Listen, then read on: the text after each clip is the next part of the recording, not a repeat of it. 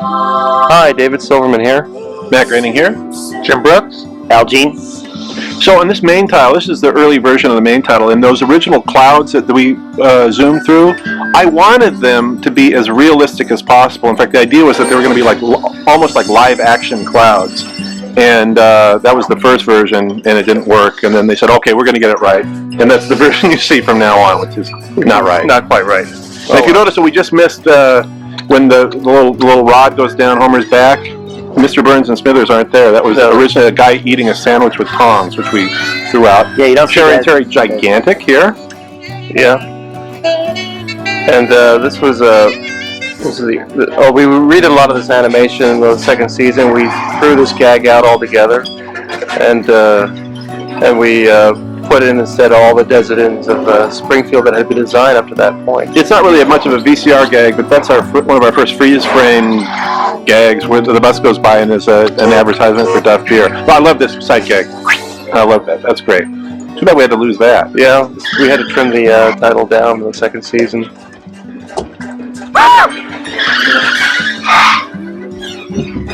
Let's see, you were saying the non-couch gag. Non-couch gag. And we had 5 variations, and that was one of them. They just go in, they sit down, and watch TV. Great gag, huh? And now to our own pie in the sky, Bill Pie in the KBBS. Later that show was changed to Arnie in the Sky with Arnie Pie. There's an overturned melon truck on the interstate. Oh, it's a mess. There's lots of rubbernecking and melon wrestling going on, so expect to... Hey, Donut! Pie, there's one left and it's mine.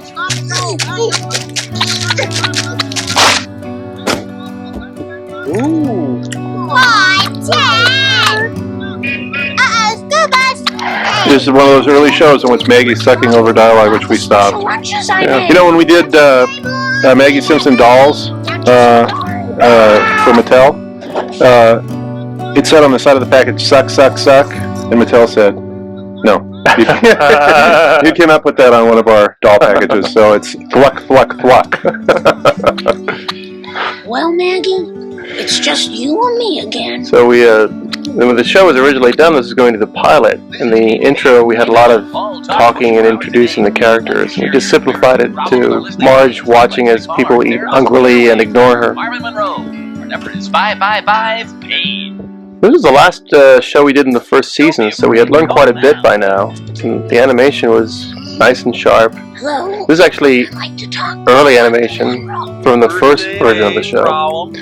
And you'll find the backgrounds here are very simple. You cut to the new stuff, and the backgrounds are much more complex. Listen to me. He doesn't appreciate me. I don't know how much more of this I can... Hey, lady, save your whining for when you're on the air, okay? There's the nuclear power plant crow. It's not much of a gag, but in every establishing shot of the power plant, there's a crow. 34 and That's good. Hey, turn it up. I love hearing This was, like all this animation here is what was in the original version, and this was new animation. Sweeter and more romantic. Marvin Monroe is one of the few characters who's died during the course of the series. There's a Marvin Monroe Memorial Wing in the hospital. What was that last thing you said? Why is that? Isn't Why that do we your get rid wife, of him? Homer? Don't be ridiculous. Good point, too. My wife worships the ground I Well, walk maybe he'll come back. on. Well, you know what? I never liked the character because I don't like those gruff voices. I don't like gravelly voices in cartoons. It sounds too forced for me. I mean, it's Harry Shearer doing it, and he does lots of brilliant voices, but this one just irritated me. I know it was supposed to be irritating, but it was. My voice is annoying. Marge, tonight, the second he comes through that front door. So the reason why he's named Marvin Monroe is the original idea is that it was going to be revealed that his real name was Marilyn Monroe, and that's why he became a therapist, because he was really hung up on that. Can you beat that honest Marge? I didn't know that. Yeah, you didn't know that. Comes home from I've never shared that story with anyone before. I mean it. Yeah! Homer was a lot thinner in the early shows. Yeah. He just really put on weight. Where's your Well, by the way, I have to say that I had Maggie falling out a lot in this episode. I think I overdid it. Yeah, Al. Last name, I actually have fan mail. When did we cut out these jokes? Alcoholic. When they became too hard to think. Well, 4 seasons in. 4 seasons. Yeah, we did one where Bart wanted to frustrate Jimbo Jones, so he said that he was Jimbo and Mo came to kill him. I think that's the last time that we did it.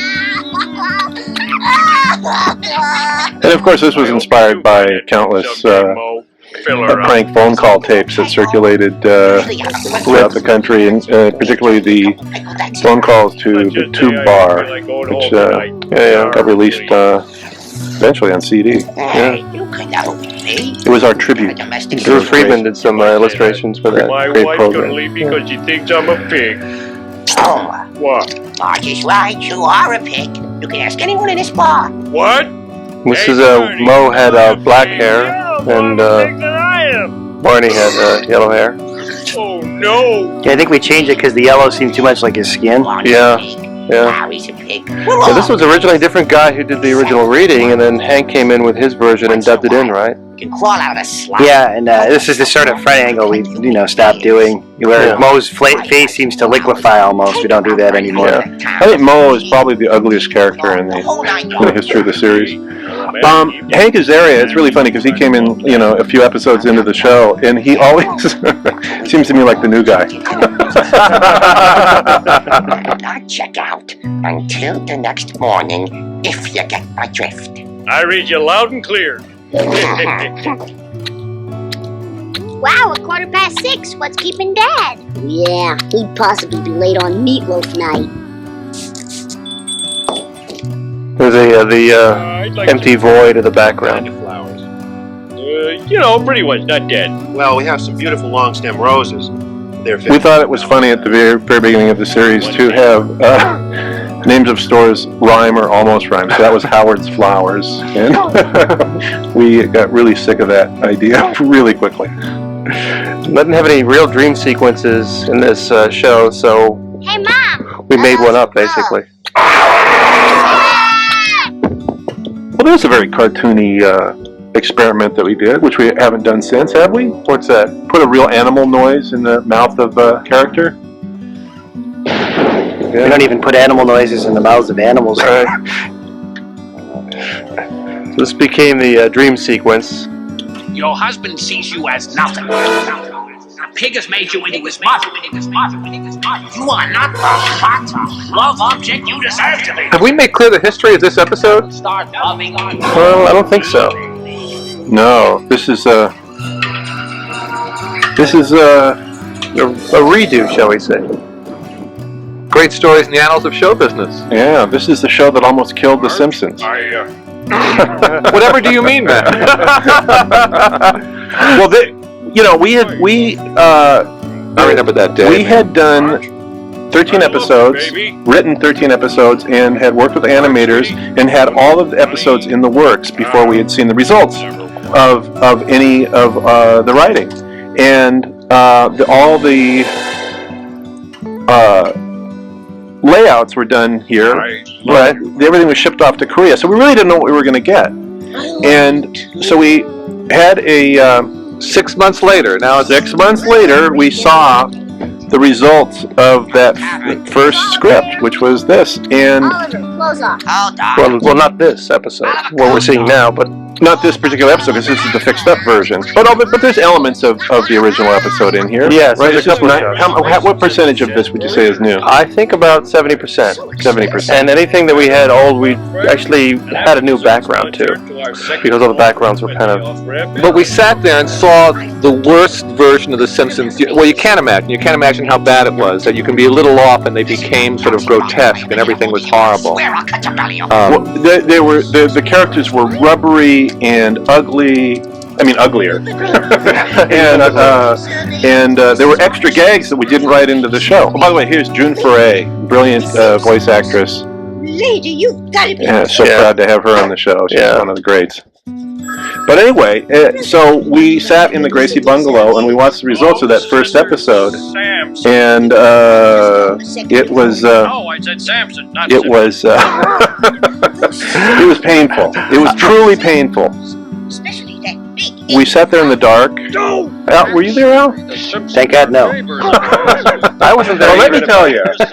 Jim was there. Were you there? No. No? I was working on another episode. Okay, well, anyway. Working on Bart the Genius. Tonight, We sat there in the dark after the episode had finished, Father is taking me out and dancing very quickly like an angel. the room emptied out, leaving just a few of the people responsible, And how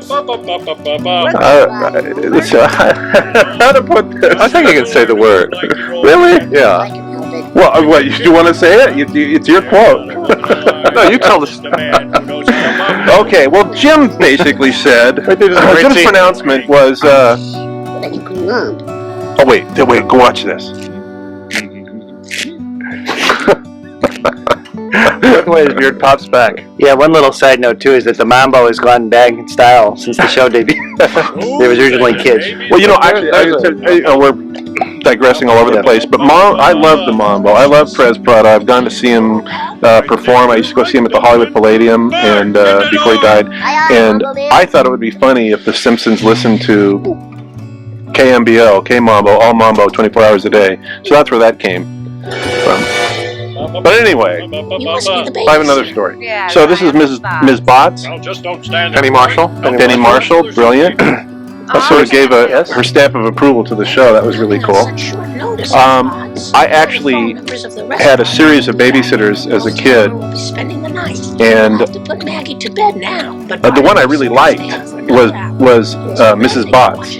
So that's my tribute to her. I had a real babysitter. I had this other babysitter who my parents went on a 2-week trip and left us kids at home. My younger sisters, Lisa and Maggie, and me.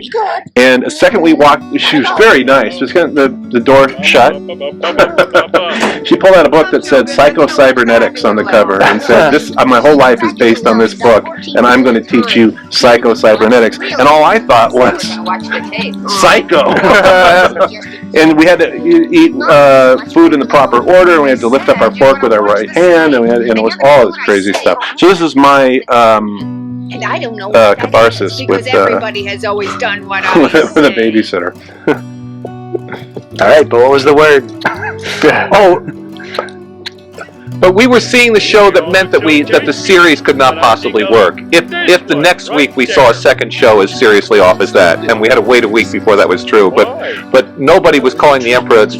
Well, you couldn't call the Emperor anything else but naked at that moment. But it was that. Well, the phrase I remember you hearing, and it will be forever imprinted on my brain. In the dark, Jim, you said, "This is shit." And there was silence, and one of the animators said, "What do you mean, shit?" And you said, "A foul substance which causes disease." And that's when the room emptied. I think people realized it was going downhill from there. And then there was some defense. I remember a line, "Maybe your script is not so funny." Oh, this had a great playoff because the same nameless animator, when we won an Emmy, suddenly he had, and he'd always said this about this. He said he had come back to me and he says, "Maybe this shit isn't funny," meaning that it was, the script and not. And then all of a sudden, so dissolved. We were all there winning an Emmy, and we were all getting this picture, a group picture, and I saw the animator down, getting the Emmy, and I leaned over and I said, "Maybe this shit isn't funny," which was small of me, I admit. And now we hang out together all the time. That's the amazing thing. We're all friends. And but he laughs about it all the time and says how he was wrong.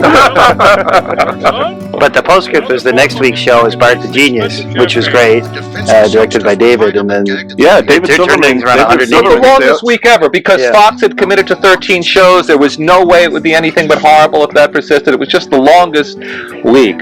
Oh, and remember, really long for me. I was kept sweating bullets. supposed to come and see the show, and we made up an excuse, and I don't remember what the excuse was, because we wanted to wait till more animation came in to see whether or not we had anything to show for all our troubles. I think it was some preposterous stories about being ashamed of our work so far.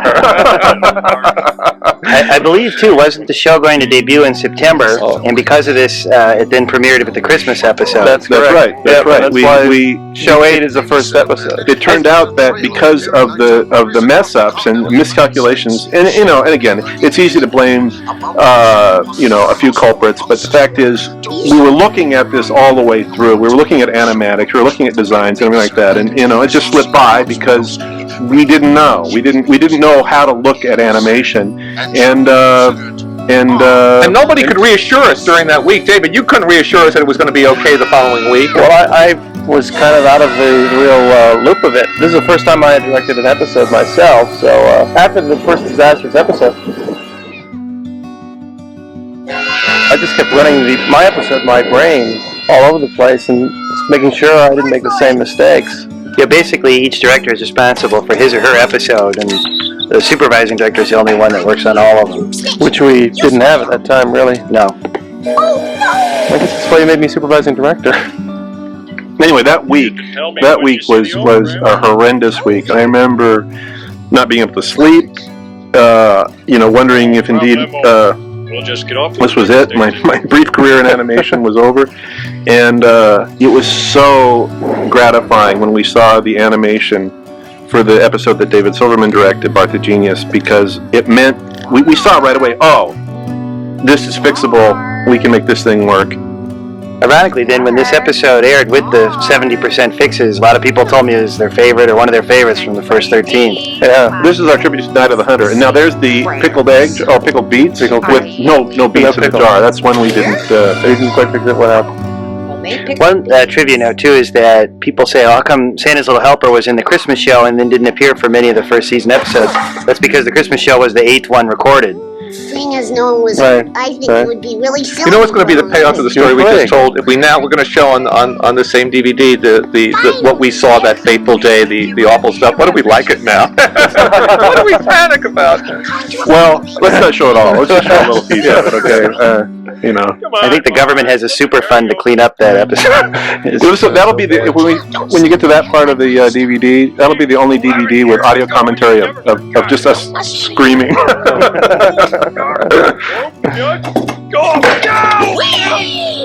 This is fun! We know who you are. Some of her animation, Miss Bots, was pretty good, but what we mainly did is change the background. But you can see that a lot of the Bart animation there is pretty wild and off-model. What you would see, too, is if a door gets shut, it flaps, it doesn't behave like a real door. Right. Things we don't do. Haven't done since. Well, I finish up, you guys can watch the rest of your favorite video cassette. Quiet, Marge. Let's make the best of this. Maybe I'll go. There you go. Your blue thing with the things. Fox did not want us to say that. Scandal. We know exactly what you mean. Maggie demonstrating her dexterity even in the early days of the show.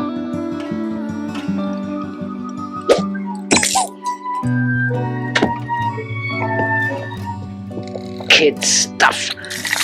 But hardly worth it. A lot of junk. Soils. Stupid Simpsons. It would be interesting to go through this and see how much of it is new. Looking at it, it almost all seems new to me, rather than the original. You can sort of point out, I think that one's pretty much the same. Well, in the original version of the show, somebody rips the head off of one of the elves and drinks blood out of his neck. I can't remember that. I don't know if that's actually become now a legend. No, it's there. It's in there. Oh, Is that Homer's first ecstatic shudder? That's not related to food. Oh, so you got out of your crib. I guess you need to be tied up too. Yep, there's one of those doors slamming like it's made out of rubber. Maggie, where are you? Maggie. Maggie.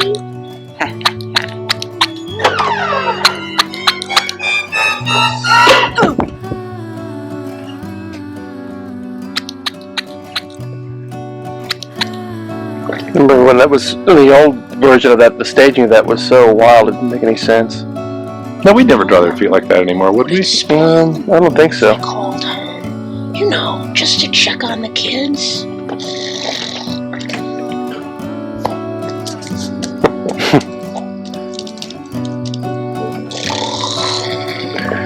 Homer, wake up! This I'm pretty sure is new. So I'm worried. I think we should go home. All right, I suppose my work here is done. Hello, Vigilant. How may we? We cut the Babysitter Bennett. I think one of the appeals of Homer is that he loves what he loves. You know, he loves it with all his heart. So whether it's a donut or a beer or Marge or whatever, he's just on board with it. You know, all the rest of us are feeling guilty, and we love the same thing Homer loves. But you know, he's really relentlessly upbeat. He loves everything on TV, no matter what. We're so sorry. We're so sorry. Please turn off the TV. I can't tell you how chagrined we are about all of this. Oh, these things are heavy. Just so there's no hard feelings. Here's double your pay. No, triple. Thank you. Mr. Sampson, can I get Ooh, nice trumpet now. Don't turn that was an your back example of the kind of thing we wanted. for a second. Ain't that the truth? You know, one time he... Well, you know, the deal with animation is you basically are creating your own universe and your own rules, and I don't know what kind of you know, there are different rules for different animated universes. Disney has its own rules. Warner Brothers had its own rules. Hanna-Barbera has its own rules, and we are establishing our rules on The Simpsons. And I think part of the problem, again, with these early episodes, is that we hadn't really nailed down what our rules were. Sure this microphone works? And my feeling was I wouldn't say I that hated her. with Disney cartoons, Because actually it was... the entire universe was on very cushiony springs. Everything was really bouncy.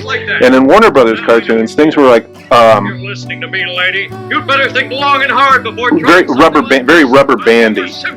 Things snapped a lot, and people went to extreme poses. And the idea in The Simpsons was, for me anyway, that these are characters, again, the middle-aged people, who are fairly stiff and awkward, but have a little bit of that rubber band in them, but basically they can't bend their arms the wrong way. They don't walk through the air and fall to their death, you know, like Warner Brothers, Wile E. Coyote, or to their non-death.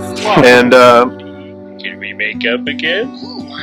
and that we nail it with consistent anatomy and with realistic sound effects. There are, other than you heard on the Happy Little Elves, there are no boings in The Simpsons. There are no boings and zaps and the usual kind of cartoony sound effects. And these were passionate conversations, remember? yes. Well, that was one of the things that was difficult to getting the animators on, drawing consistently, is that they were either schooled in Warner Brothers style animation or Disney style animation, and there wasn't a lot of variations. Now, I think there's a lot of, every show that comes on has a very strong artist-driven vision of what the show should be like. But The Simpsons was very unusual then, because the shows were driven by what the studio style was, not by a specific artist style. And we're following Matt's lead on that.